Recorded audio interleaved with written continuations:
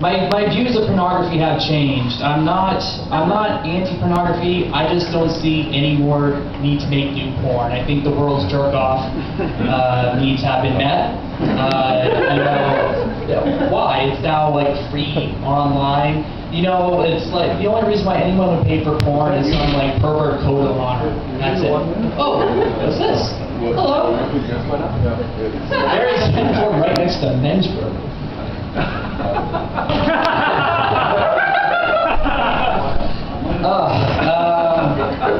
Go right. So,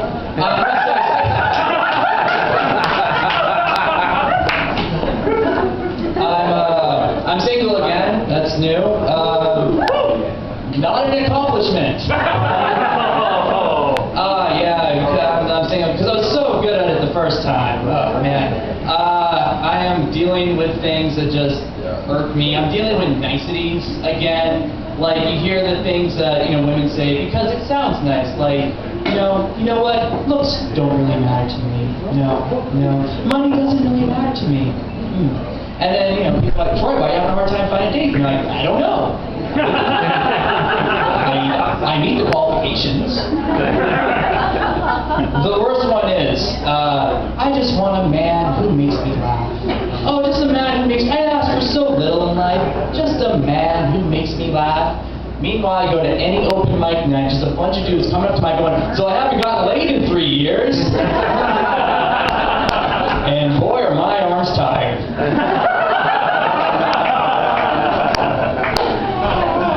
We are not, I don't know, it's hard. Social interaction for me is hard. And this is what I think it is. I think between men and women, this is what I've come to.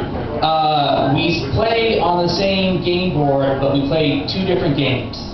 Women play chess. Chess is all about getting the king. The object of chess is to get the king. Usually the first thing you want to do is get a queen out of the way.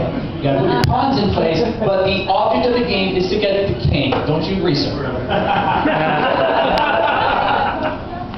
But, so if women play chess, men play Hungry Hungry Hippo. It's the weirdest scene, man. I'll stop leaving the men's room. Okay. So I might as well just also state this really quick. I got the John Lovitz thing earlier today. Thank you, Gwen. Yeah, that's right. I name names. I've been getting this since I was 12. Like friggin' 12. It wasn't so much John Lovitz. It was the critic. Because that's what...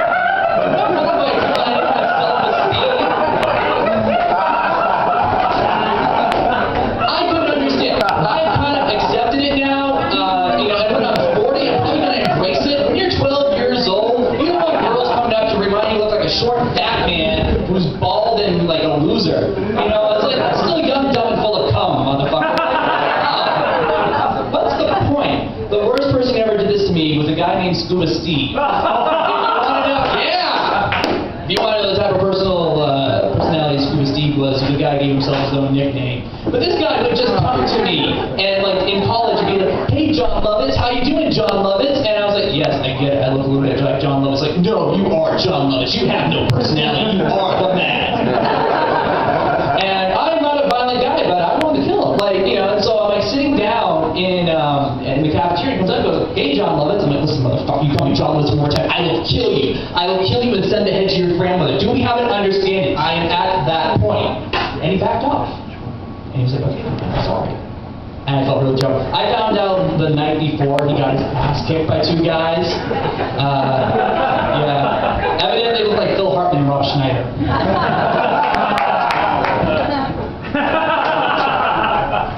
So I have one more thing, because I know hopefully I'm doing pretty good on time. Okay, I'm doing good on time. Pay attention, Paul. You don't try? Alright, awesome. So, I actually haven't done this since I was 24. When I was 24, I really wanted to kind of help kids, prepare for their future and get an understanding of what life's going to be like. So I wrote, Dick and Jane's Adventures in Sexual Politics. Come with me. Hold on, one moment. I'm going to pop this in. Like that. Gather around, everyone. There's pictures. Or just stay where you are. So this is Dick and Jane's Adventures of Sexual Politics. This is Dick and Jane. Despite being two different genders, they are both 6 years old. One day, while hopped up on pixie sticks, Dick and Jane engaged in sexual intercourse. Stay with me, people.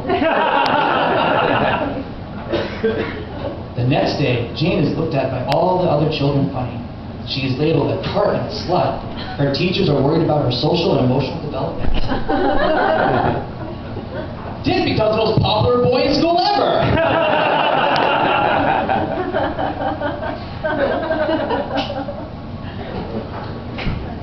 Jane's father is worried about his little girl. He asks himself where he's gone wrong raising her. He knows that it's a world of sexually transmitted diseases, unwanted pregnancies, and sexual predators. Jane isn't ready for that, and her father's very scared for her. Dick's dad just glad his son isn't queer.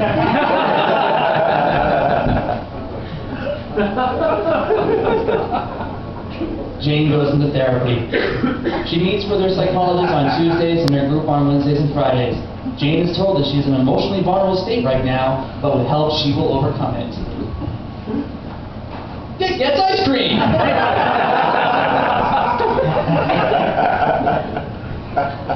Jane becomes a spokesperson for those who've had traumatic experiences. Her lectures have helped thousands of women dealing with the same issue and is looked upon as a pillar of inspiration. Dick wants to be a firefighter. That